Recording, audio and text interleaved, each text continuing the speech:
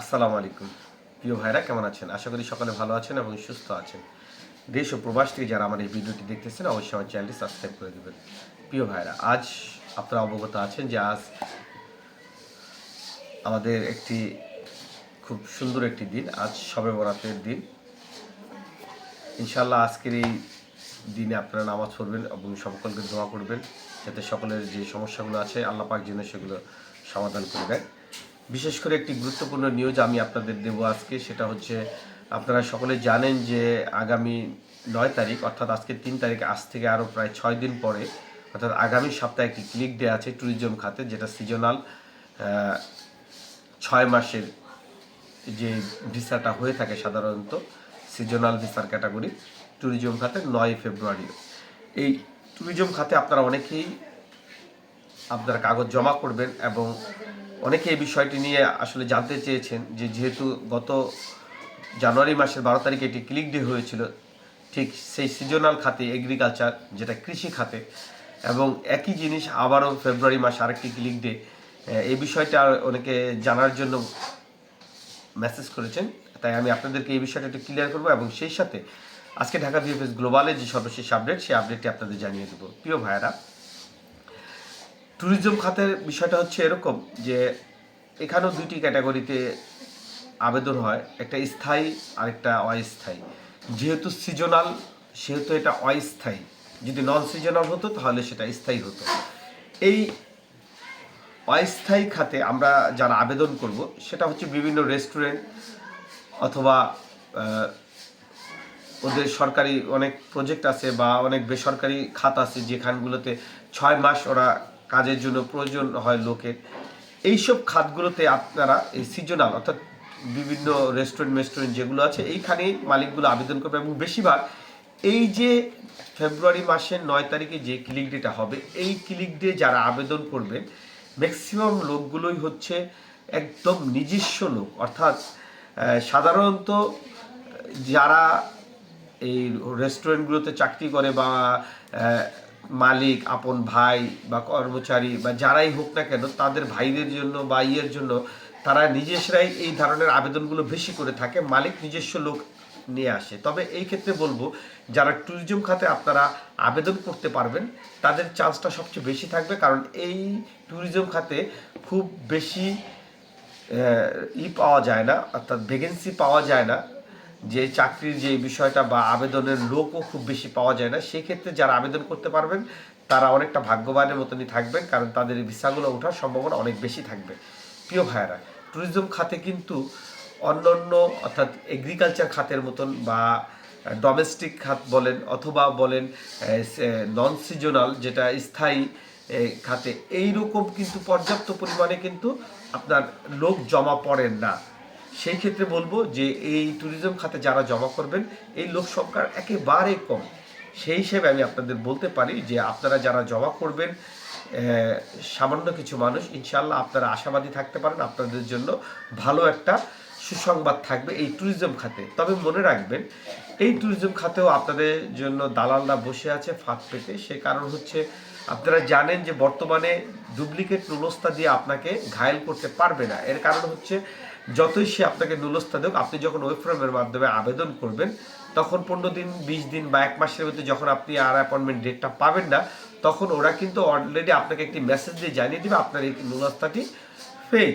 সেই জন্য ওরা বর্তমানে যে দালাল চক্রগুলো আছে তারা কিন্তু ওই নুলস্থা পর্যন্ত যাবে না, তারা বর্তমানে রিসিট বাণিজ্য করতেছে এবং তারা কিন্তু মোটামুটি এই 9 ফেব্রুয়ারি আপনারা যে ক্লিক ডেতে অংশ করবেন এই ক্লিক ডের পরেই দেখবেন যে অনেকেই এই 9 ফেব্রুয়ারির কাগজ অর্থাৎ রিসিভুতা অনেকেই দিবে এবং জাল রিসিভুতা দিবে, কারণ আপনাকে একটা জমা দিয়েছে বা 2টা 3টা জমা দিয়েছে সে 20টা বানিয়ে তাদেরকে দিয়ে দেবে যে আমি তোমাদেরটা জমা দিয়েছি। যদি না ওঠে সেখানে তার কিছু বলার নেই, যেহেতু বর্তমান সিস্টেমটা যে রিসিভুতার জন্য টাকা তারা কেটে নিচ্ছে সেহেতু মনে করেন এটাই তাদের একটি বড় বাণিজ্য বলতে পারেন। দেখেন এই যে রিসিভুতা এটা নকল করা একেবারে নর্মাল বিষয়, একান্ত বিশ্বস্ত লোক না হলে আপনার সাথে যে কেউ জালিয়াতি করতে পারে। আর যেহেতু এজেন্সিগুলোতে এই খাতটার ভিতর প্রচুর পরিমাণে এজেন্সি ঢুকে গেছে, সেহেতু এটা জালিয়াতি হওয়ার সম্ভাবনা বেশি। আমি এখনও বলবো, আপনারা কেউ যদি জমা করেন এজেন্সি বাদ দিয়ে, দালাল বাদ দিয়ে, এজেন্সির দালালগুলো বাদ দিয়ে আপনারা যারা ইটালিতে থাকে তাদের মাধ্যমে যদি জমা দিতে পারেন সেটা সবচেয়ে বেস্ট হয়। যাই হোক, আজকে ঢাকা ভিএফএস গ্লোবালের যে সর্বশেষ আপডেট, সেই আপডেটটি আপনাদের জানিয়ে দিচ্ছি।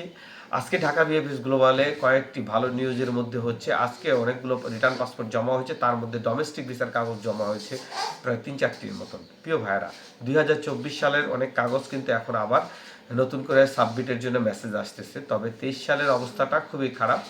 যেমন আপনাকে আরেকটা কথা বলে রাখি যে নাপোলি শহরের একটি বিষয় আছে, সেটা না বললেই না।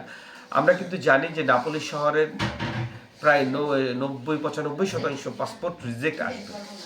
দেখেন, এই রিজেক্ট আসার পরও এর মধ্যে এই 95%-এর ভিতরে দেখবেন যে 20% লোক আছে যারা আপডেট করার পরও তাদের রিজেক্ট আসবে।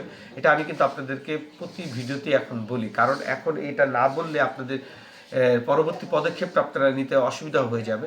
তাই আমি আপনাদেরকে বলবো, রিজেক্ট আসবে, এটা নিয়ে ঘাবড়াবেন না। যাদের কাগজ যদি আপডেট হয়েছে তারা যদি এটা যে আপিল করে, তাহলে অবশ্যই এটার জন্য ভালো একটি সম্ভাবনা আছে। তবে যদি আপিল না করে সেক্ষেত্রে কিছু করার নেই, রিজেক্ট হয়ে যাবে। এবং বাকি 80% যে রিজেক্টগুলো হবে এগুলো মালিক আপডেট করবে না, এবং আপডেট করার জন্য তাদের কোনো ইচ্ছে নেই। এই জন্যই কিন্তু এখন প্রতিনিয়ত প্রচুর পরিমাণে SMS আসতেছে 2023 ও 24 সালের, শুধু কোম্পানি অঞ্চলগুলোতে। গতকালকে একজন আমাকে এই বিষয়ে একটা মেসেজ দিয়েছে যে সে শুনেছে যে 98% নাকি সব রিজেক্ট করে দিয়েছে। এটা হতে পারে, আমি আপনাদের তো এটা আগেই বলেছি। তবে বর্তমানে যেহেতু এখন পর্যন্ত, আজকে পর্যন্ত নাপোলি শহরের কোনো পাসপোর্ট জমা হতে দেখিনি, সেহেতু এটার কার্যক্রম কবে নাগাদ হবে সেটা বলাটা অনেক মুশকিল।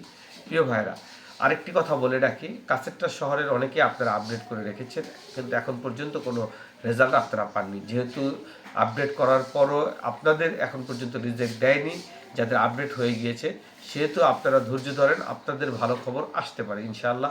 হয়তো খুব শীঘ্রই ভালো খবর আসবে, যেহেতু আগের চাইতে বর্তমান কার্যক্রমটা অনেক ভালো, সেহেতু ইনশাআল্লাহ বেশি সময় লাগবে না। যেহেতু 9 তারিখে একটি ক্লিক ডে আছে, 16 তারিখে আরেকটি ক্লিক ডে আছে স্পন্সর ভিসার, এবং 18 তারিখে আছে আপনার ডোমেস্টিক ভিসার যে ক্লিক ডে আছে। ইনশাল্লাহ এই ক্লিক ডের পরে 1 থেকে 1.5 মাসের মধ্যে কিন্তু আপনাদের কাগজপত্র বের হওয়া শুরু হয়ে যাবে। অতএব আপনারা এখন পর্যন্ত যারা আগে, অর্থাৎ 23শে অক্টোবর থেকে 7ই ডিসেম্বর 2025 সাল পর্যন্ত আপনারা প্রিফাইলিং করেছিলেন, আবেদন করেছিলেন, তারাই কিন্তু এই ক্লিক ডেতে অংশগ্রহণ করবে। এর বাইরে যদি আপনারা কেউ কাগজ জমা দেওয়ার জন্য আপনার দালালের কাছে দিয়ে থাকেন, তবে মনে রাখবেন আপনি প্রতারণা হতে যাচ্ছে আপনার সাথে। প্রিয় ভাইরা, তবে আমি আপনাদেরকে আবারও বলবো যে এমনও কিছু খাত আছে যেখানে আপনি জমা দিতে পারবেন, আপনার সেই সুযোগ আছে। অতএব আপনি আপনার মাধ্যমের সাথে যোগাযোগ করুন। যেহেতু যারা 2026 সালে প্রিফাইলিং করেননি, যারা এখন রিজেক্ট খাবেন, তারা কিন্তু কোনো কাজ করার নেই, তারা এই অসহায়ের মতন আরেকটি বছর অপেক্ষা করবে। তবে আমার মতে বসে না থেকে কোনো না কোনোভাবে চেষ্টা করতে থাকেন, সেটা যে কোনো দেশে হোক না কেন, সেটা আপনি চেষ্টা করেন, সেটা ইটালির জন্য হলেও অন্য কোনো খাতে হলেও আপনি চেষ্টা করেন, চেষ্টা অব্যাহত রাখেন। অর্থাৎ সফলতা পাওয়া ইনশাল্লাহ সময়ের ব্যাপার, ইনশাল্লাহ আসবে। যাই হোক, ঢাকা ভিএফএস গ্লোবালের যে আপডেট আপনাদেরকে দেব সেটা হচ্ছে, আজকে ঢাকা ভিএফএস গ্লোবালে আলহামদুলিল্লাহ মোটামুটি ভিসা 4 থেকে 5টির মতো ভিসা হয়েছে। তবে এর চেয়েও অধিক ভিসা হতে পারে, সেটা ওয়ার্ক ভিসা না, ফ্যামিলি ভিসা অনেক হয়েছে।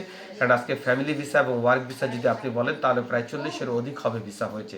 তবে ওয়ার্ক ভিসা 4-5টির মতন হয়েছে, যেটা আমি খবর পেয়েছি ওয়ার্ক ভিসার। কিন্তু এর চেয়ে বেশি আমি জানি না, তবে এর চেয়ে বেশি হতে পারে, সেটা আমার জানা নেই।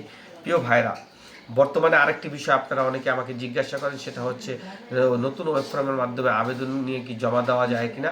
আপনাদের কিন্তু বলেছিলাম যে এই মাসে 11, অর্থাৎ এই মাসে কিন্তু একটি বিশাল বন্ধ আছে।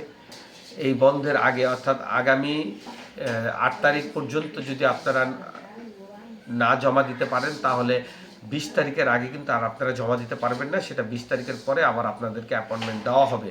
সেহেতু আপনারা অধৈর্য ধরেন, অধৈর্য হয়েন না। ইনশাআল্লাহ এটা বাংলাদেশের যেহেতু ভোট, নির্বাচন, সেহেতু সব কিছু মিলে এই বন্ধগুলো দেওয়া, শুধুমাত্র ওয়ার্ক ভিসার জমাগুলো বন্ধ থাকবে। বাকি সকল কার্যক্রম কিন্তু চালু থাকবে। সেটা আপনি পাসপোর্ট রিটার্ন আনতে যেতে পারেন, ভিসা কালেকশন করতে পারেন, পাসপোর্ট আবার জমা দিতে পারেন, যাদের আগে পূর্বে জমা দেওয়া ছিল। কিন্তু অন্যান্য শুধুমাত্র জমার ক্ষেত্রে এই জিনিসটা বন্ধ থাকবে। যাই হোক, আপনারা ভালো থাকবেন, সুস্থ থাকবেন। ইনশাল্লাহ আরও কোনো ভিডিও নিয়ে আপনাদের মাঝে আবারও হাজির হব। সেই পর্যন্ত ভালো থাকবেন।